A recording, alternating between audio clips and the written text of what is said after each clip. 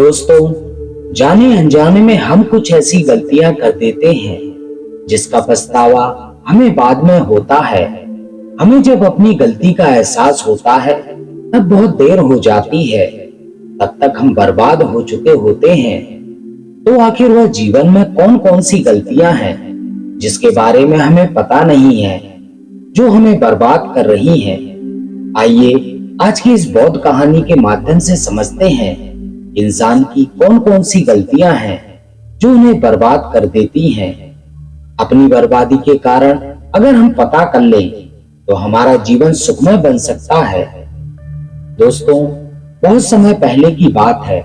एक नगर में एक धनी सेठ रहा करता था।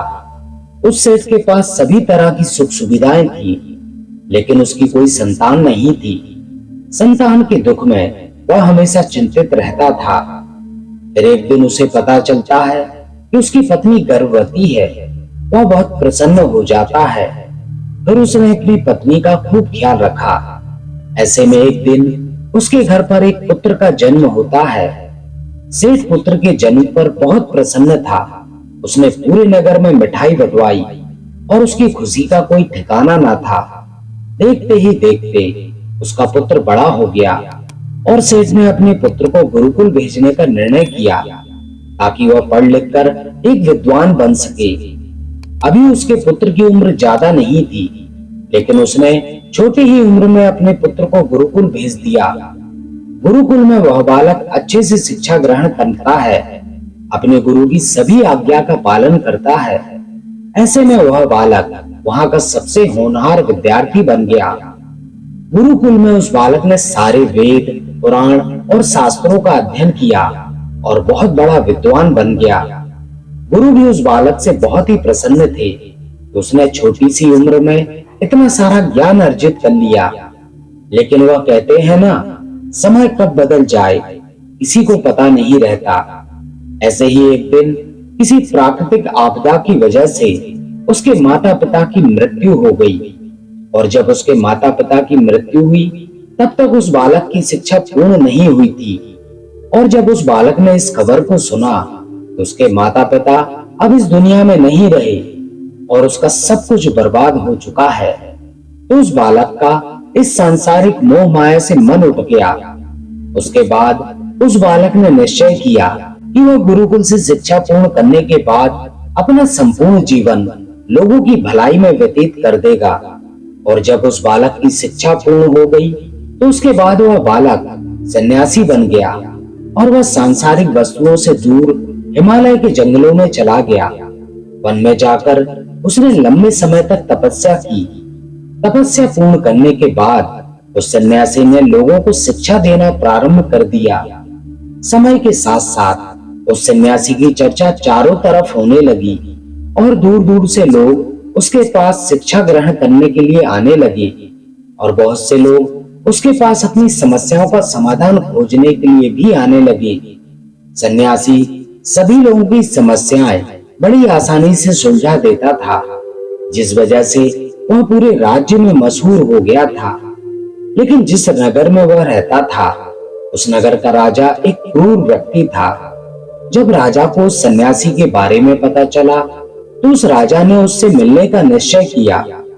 अगली सुबह राजा अपने महल से निकलकर उस सन्यासी से मिलने के लिए निकल गया और फिर सन्यासी की कुटिया के बाहर पहुंच गया। वहां पहुंचकर राजा ने उस सन्यासी को देखा। तब राजा उस सन्यासी को देखते ही रह गया। उसके चेहरे पर एक अलग ही तेज था। जब वो उस सन्यासी के पास पहुंचा तब राजा को अपार शांति का अनुभव हुआ।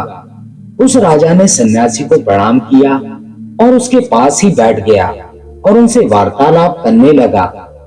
वह राजा पहली ही मुलाकात में उस सन्यासी के व्यक्तित्व से इतना प्रभावित हुआ कि उसने उसी समय से अच्छाई की राह पर चलने की ठान लिया और मन ही मन सोचने लगा कि इतनी छोटी सी मुलाकात में यह सन्यासी मुझे इतना बदल सकता है, तो अगर यह मेरे साथ ही रहने लगे तो मेरी तो जिंदगी ही बदल जाएगी। और यही सोचकर राजा सन्यासी से महल चलने के लिए आग्रह करने लगा।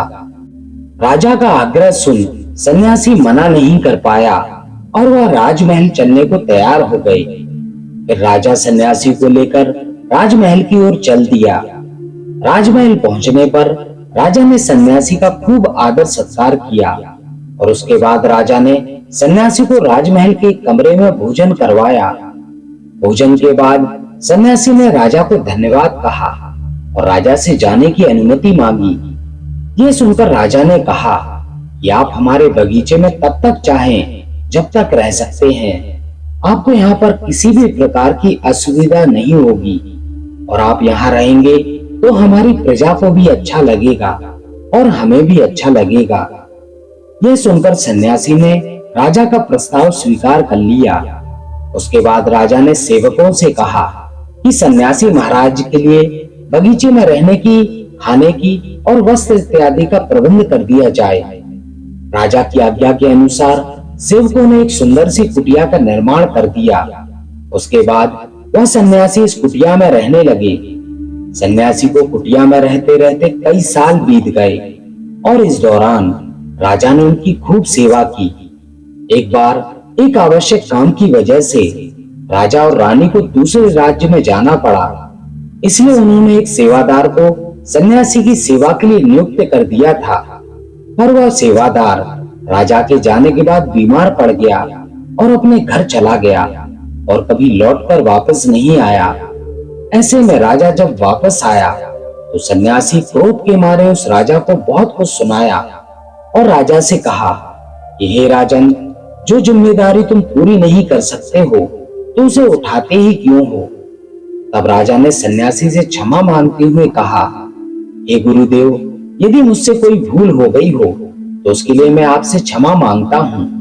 मुझे क्षमा कर दीजिए और आप अपना क्रोध शांत कीजिए और कृपा करके बताइए कि आपको क्या कष्ट हुआ है।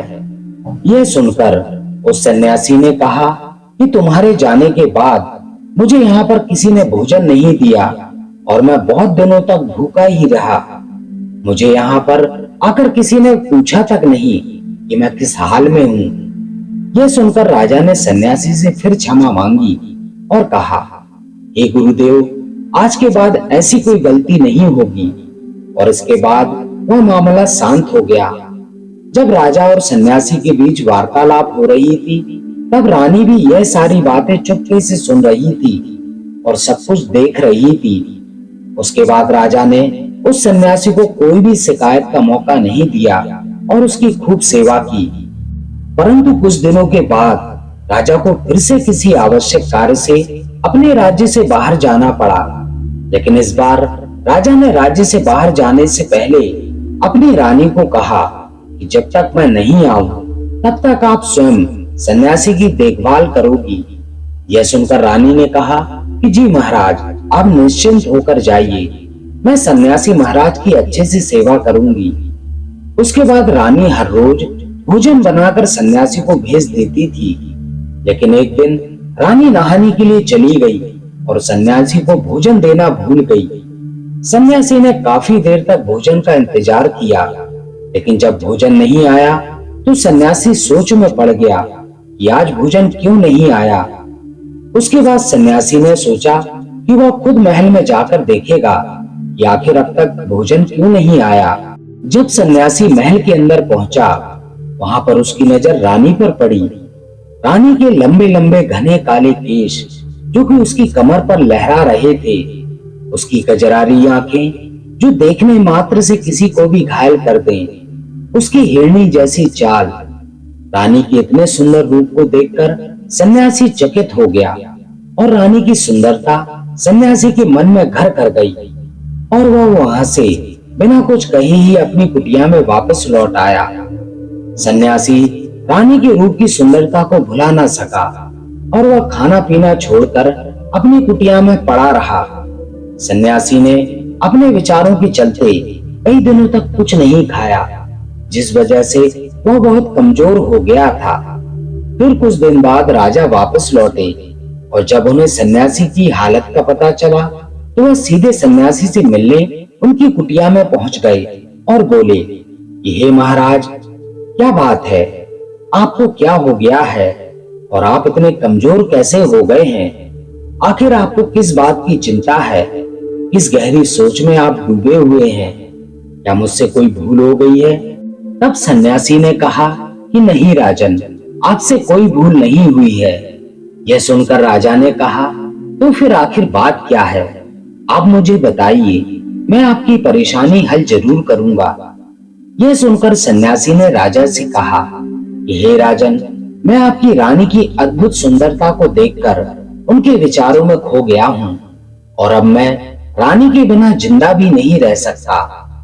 यह बातें सुनकर राजा हैरान रह गया और कुछ देर सोचने के बाद राजा ने उस सन्यासी से कहा, मैं आपको रानी दे दूंगा। यह बात सुनते ही सन्यासी बहुत प्रसन्न हो गया। फिर राजा सन्यासी को लेकर महल चले गए और जब राजा सन्यासी को लेकर महल पहुंचे तो उस दिन रानी ने सबसे सुंदर वस्त्र पहने हुए थे। फिर राजा रानी के पास पहुंचे और रानी से कहा कि आपको इस सन्यासी की मदद करनी चाहिए। यह बहुत कमजोर पड़ गए हैं और मैं नहीं चाहता कि किसी ज्ञानी पुरुष की हत्या का कलंक मेरे सिर पर लगे। उसके बाद राजा ने रानी से पूछा कि क्या आप इस कलंक को अपने से लेना चाहेंगी? राजा की यह बात सुनकर रानी ने राजा से पूछा कि आखिर इस सन्यासी के दुख का कारण क्या है? तब राजा ने रानी से कहा कि सन्यासी आपकी अद्भुत सुंदरता के दीवाने हो गए हैं। राजा की यह बात सुनकर रानी ने कहा, राजन, आप चिंता ना करें, अब आप सब कुछ मेरे ऊपर छोड़ दीजिए। मुझे पता है कि मुझे अब क्या करना है, जिससे आपके ऊपर ना तो सन्यासी की हत्या का पाप लगेगा और ना ही उससे मेरी पवित्रता का नाश होगा। रानी की यह बात सुनकर राजा ने रानी को सन्यासी को सौंप दिया। उसके बाद सन्यासी रानी को लेकर कुटिया में पहुंचे। कुटिया के अंदर दाखिल होकर रानी ने सन्यासी से कहा कि हमें रहने के लिए घर चाहिए, हम इस झोपड़ी में नहीं रह सकते। यह सुनकर सन्यासी राजा के पास गया और राजा से जाकर बोला कि हे राजन, हमें रहने के लिए घर चाहिए। सन्यासी की बात सुनकर राजा ने उसके लिए घर का प्रबंध कर दिया। फिर सन्यासी रानी को लेकर घर पहुंचा। जब रानी सन्यासी के साथ उस घर पर पहुंची तब रानी ने कहा कि यह घर तो बहुत गंदा है और इसकी हालत बहुत खराब है, मैं इस घर में नहीं रह सकती। यह सुनकर सन्यासी फिर से राजा के पास गया और राजा के पास जाकर बोला, हे राजन, आपने जो घर हमें दिया है उस घर की हालत बहुत खराब है। सन्यासी की बात सुनकर राजा ने घर की हालत ठीक करवा दी। उसके बाद फिर रानी घर के अंदर दाखिल हुई और नहा धोकर बिस्तर पर आ गई। फिर सन्यासी भी बिस्तर पर आ गया। फिर उसके बाद रानी ने सन्यासी से कहा, ये आपको पता है आप कौन हैं और आप अब क्या बन गए हैं? आप एक महान सन्यासी थे जिसके लिए राजा स्वयं सारी सुविधाएं उपलब्ध कराते थे। ऐसा सन्यासी जिसके पास लोग दूर दूर से ज्ञान ग्रहण करने के लिए आते थे, जो लोगों को सत्य की राह दिखाया करते थे, जो लोगों की समस्याओं का समाधान करते थे, जिनको सभी लोग सर्वश्रेष्ठ गुरु मानने लगे थे, जिनकी लोग भगवान के रूप में भी पूजा किया करते थे। और आज आप अपनी वासना के कारण मेरे गुलाम बन गए हैं। रानी की यह सारी बातें सुनकर उस सन्यासी को बड़ा झटका लगा और उसे महसूस हुआ कि वह तो एक सन्यासी है और वह यह सब क्या कर रहा है। वह तो इन सारी सुख सुविधाओं को छोड़कर शांति की तलाश में वन में चला गया था। जब सन्यासी को सुध-बुध आई तो वह जोर जोर से रोने लगा और चिल्लाने लगा और रानी से कहने लगा, मुझे क्षमा कर दीजिए महारानी, मैं यह क्या करने जा रहा था। मैं अभी इसी वक्त आपको राजा के पास सौंप कर आता हूँ। सन्यासी की यह बात सुनकर रानी ने सन्यासी से प्रश्न किया कि हे गुरुदेव, मेरे मन में भी एक प्रश्न उठ रहा है, कृपया मेरे प्रश्न का उत्तर दीजिए। रानी की यह बात सुनकर सन्यासी ने कहा, पूछो तुम्हारा क्या प्रश्न है। फिर रानी ने कहा कि फिर आपको उस दिन भोजन नहीं मिला तो आप बहुत क्रोधित हो गए थे। तब मैंने आपका यह रूप पहली बार देखा था और तभी से मैं आपके व्यवहार में परिवर्तन महसूस कर रही हूँ। ऐसा क्यों हुआ गुरुदेव? आखिर आपको इतना क्रोध क्यों आया? आपने तो शांति की प्राप्ति कर ली थी। रानी की बात सुनकर सन्यासी ने कहा कि जब मैं वन में था तो मुझे समय पर भोजन नहीं मिलता था, लेकिन जब मैं महल में आया तो महल में आने के बाद मुझे सारी सुख सुविधाएं प्राप्त हुई और फिर मैं इन सभी सुख सुविधाओं के आदी हो गया और उसके बाद मुझ में इनके प्रति लगाव हो गया और फिर मुझे इनको पाने का लालच उत्पन्न हो गया और फिर जब मुझे यह चीज नहीं मिली तो मेरे अंदर क्रोध उत्पन्न हो गया। फिर सन्यासी ने कहा, महारानी, अगर एक इच्छा पूरी ना हो तो क्रोध उत्पन्न होता है और अगर इच्छा पूरी हो जाए तो लालच बढ़ जाता है। सन्यासी ने आगे कहा, यह इच्छा की पूर्ति ही मुझे काम वासना के द्वार पर ले आई है और मैं आपके प्रति आकर्षित हो गया। इसके बाद वह सन्यासी रानी को लेकर राजा के पास पहुंचा और बोला, हे राजन, मुझे क्षमा कर दीजिए, मुझे अपनी गलती का एहसास हो गया है। यह लो आपकी रानी, मुझे यह सब नहीं चाहिए। मैं अपनी इच्छा में वशीभूत होकर यह गलत कार्य करने जा रहा था और अपने जीवन को बर्बाद कर रहा था, लेकिन अब मुझे सब कुछ समझ में आ गया है। उसके बाद उस सन्यासी ने कहा कि हे राजन, मनुष्य की बर्बादी का कारण उसकी 4 आदतें बनती हैं और दुनिया के हर एक व्यक्ति के अंदर यह 4 अवगुण होते हैं, लेकिन जो व्यक्ति इन पर नियंत्रण पा लेता है वह दुख और परेशानियों से बच जाता है और वही व्यक्ति इन चारों दोषों पर नियंत्रण नहीं कर पाता, वह बर्बाद होने के कगार पर पहुंच जाता है। यह सुनकर राजा ने कहा, हे गुरुदेव, आप मुझे वह 4 आदतें बताइए जिससे मनुष्य बर्बाद हो जाता है। फिर सन्यासी ने राजा को मनुष्य को बर्बाद करने वाली 4 आदतों के बारे में बताया और कहा, हे राजन, मनुष्य को बर्बाद करने वाली पहली आदत है उसकी इच्छा, क्योंकि इच्छा ही दुनिया के हर व्यक्ति के अंदर पहला अवगुण होता है। जो व्यक्ति अपनी इच्छाओं को नियंत्रण में नहीं रख पाता वह जीवन में किसी भी जगह सफल नहीं हो पाता, क्योंकि जैसे ही उसकी एक इच्छा पूरी होती है वह दूसरी की ओर बढ़ने लगता है और दूसरी पूरी होती है तो तीसरी इच्छा उसके मन में जागृत हो जाती है और फिर ऐसा करते करते इच्छाओं पर नियंत्रण ना होने के कारण इंसान के मन में संतोष का भाव नहीं आ पाता और इसी जाल में उलझा रहता है, दुखी रहता है। इसलिए राजन, जब हम अपनी इच्छाओं पर नियंत्रण पा लेते हैं तो हम हमारे मन पर भी नियंत्रण पा लेते हैं और जब हमारा मन हमारे वश में होता है तो हमें सुख ही सुख प्राप्त होता है। फिर जो हम चाहते हैं वही हमारे साथ होता है। फिर सन्यासी कहता है कि हे राजन, मनुष्य को बर्बाद करने वाली दूसरी आदत है वासना। वासना का जन्म हमारे मन में उठने वाली इच्छाओं से होता है। जिस प्रकार इच्छाओं का कोई अंत नहीं होता, उसी प्रकार मनुष्य वासना के जाल में फंसता ही चला जाता है। वासना के वशीभूत होकर इंसान को कुछ भी नजर नहीं आता।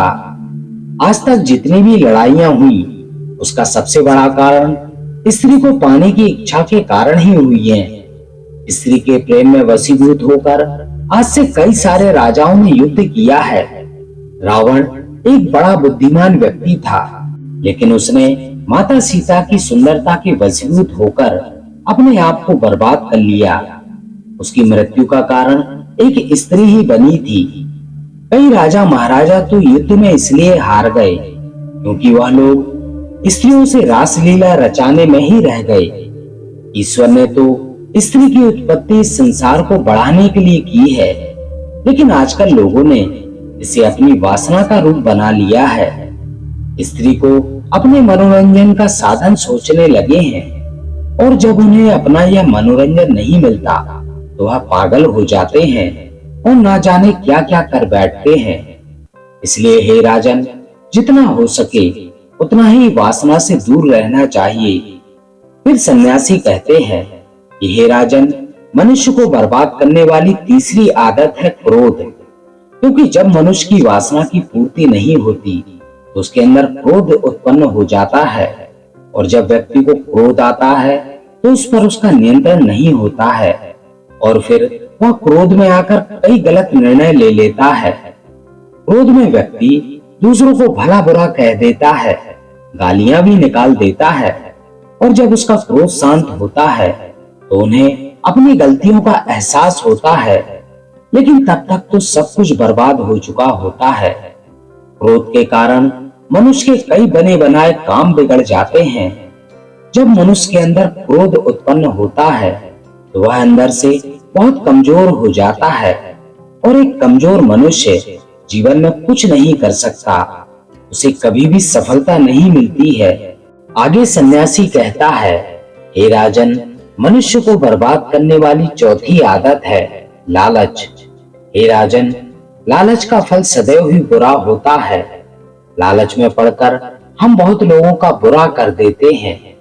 हर मनुष्य के जीवन में ऐसे अवसर अवश्य आते हैं जब वह लालच कर बैठता है, और अधिक पाने की लालसा में वह कुछ ऐसा कर जाता है जिससे उसके पास जो भी था वह भी खो देता है। क्योंकि जैसे ही व्यक्ति की एक इच्छा पूरी होती है, उसका लालच बढ़ जाता है और उसके मन में कई सारी आकांक्षाएं जन्म लेने लगती हैं, और जो व्यक्ति अपने जीवन में लालच करता है वह कामयाबी से भी धीरे धीरे दूर हो जाता है।